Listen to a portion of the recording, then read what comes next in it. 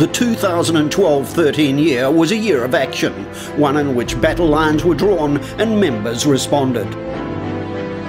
We are opting for quality, not quantity, better teaching, not more teachers. It began with this, the minister's decision and the swift reaction of a membership buoyed by public support.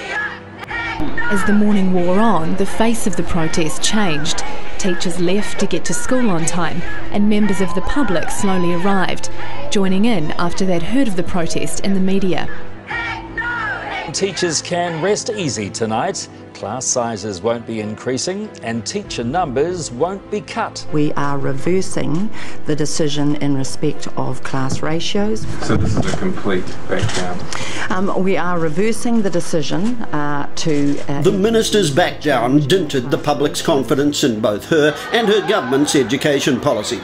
But more importantly, it demonstrated the power of NZEI to Riu Roa, which now began to build on the activism the issue had created. The debate now widened into a campaign to advance quality public education and resist the global education reform movement which the government had allied itself to. I want to talk about the new national standards policy. National standards and the imposition of league tables were central to the reforms. More than 100 education academics have signed a letter against the introduction of primary school league tables based on national standards.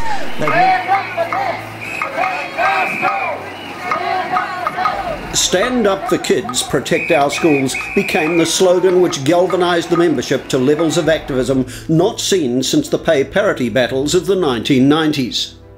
And the activism was needed as government continued its pursuit of national standards, performance pay and privatisation. The germ was the focus of Te Kahui Whetū in July 2012, held for the first time at Pipitia Marae, and members undertook to engage other unions about the germ and strengthen alliances with key Māori organisations. Really we can do with much less testing and more trusting teachers. As part of the campaign, NZEI Te Riu Roa sponsored Finnish anti-germ campaigner Pasi Selberg to carry his message around the country. By August, membership efforts had helped persuade a majority of New Zealanders that charter schools were a bad idea, but government continued to push ahead, announcing plans to allow unqualified and unregistered people to teach in our classrooms.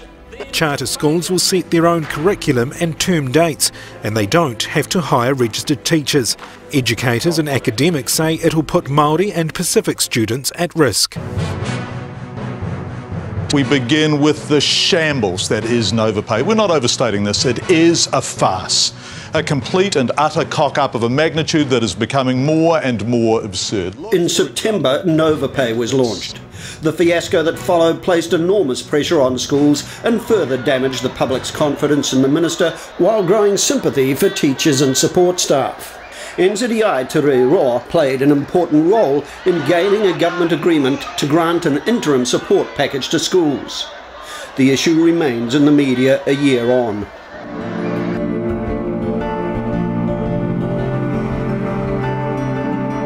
I am here today to announce my decisions to close 13 schools.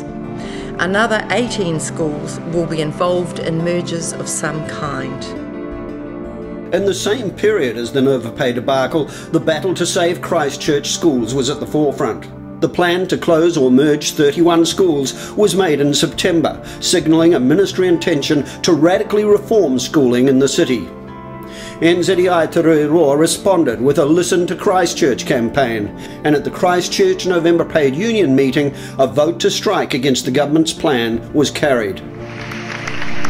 In February, enough is enough. We are not guinea pigs. Schools are not businesses. They are schools. It was not a coincidence that in February of this year, the Acting Secretary of Education announced a new consultation process on school closures. Peter Hughes had come into the job following the resignation of Leslie Longston, who appeared to have taken the fall for a failed minister.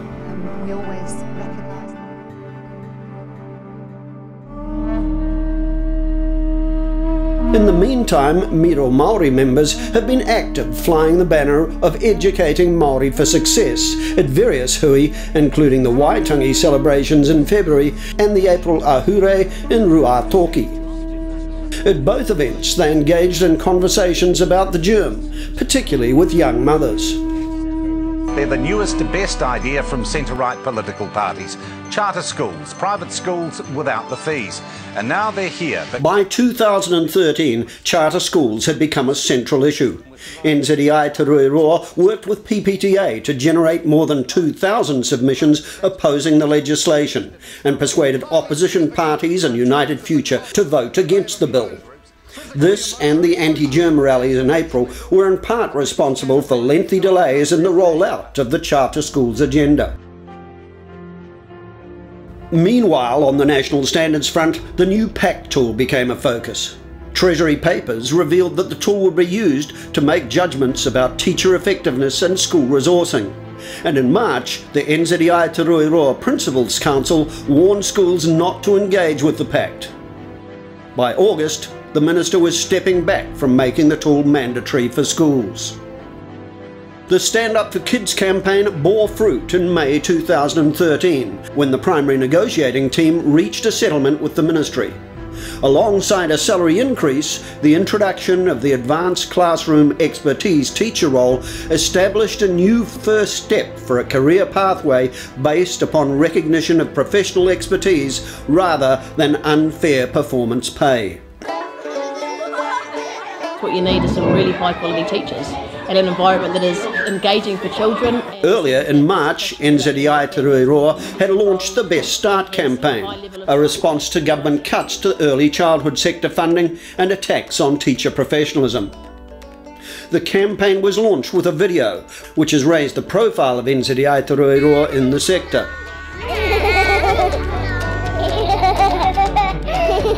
NZEI Te Riu Roa has begun work to critique and combat Ministry plans to extend national standards into the early childhood sector and will make early childhood education a defining issue of the 2014 election. Meanwhile, the campaign to grow a new generation of NZEI activists rolled on throughout the year. The release of a series of witty videos at the Young Member New Member hui were a fun innovation that helped bring new recruits.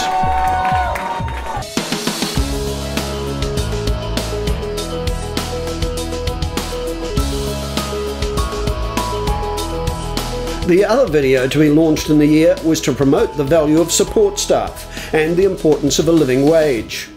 The Supporting Success campaign aims at fair pay and building a career path for support staff members. But we're just a part of the team, and we are an important part of the team.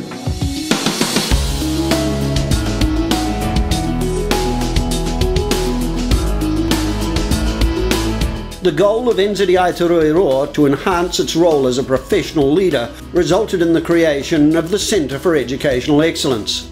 The centre is dedicated to professional development that is independent of germ ideas. Meanwhile, our status as a professional leader came under attack in May, when government announced plans to restructure the Teachers' Council.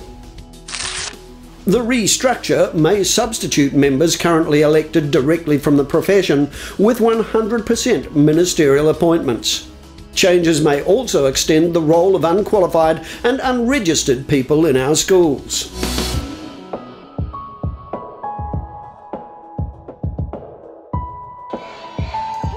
It has been an extraordinary year of challenges faced and threats countered, one which has built a renewed strength and determination for the future. And all this while everywhere, teachers, principals and support staff have continued to provide children with the rich experience of a world-class education.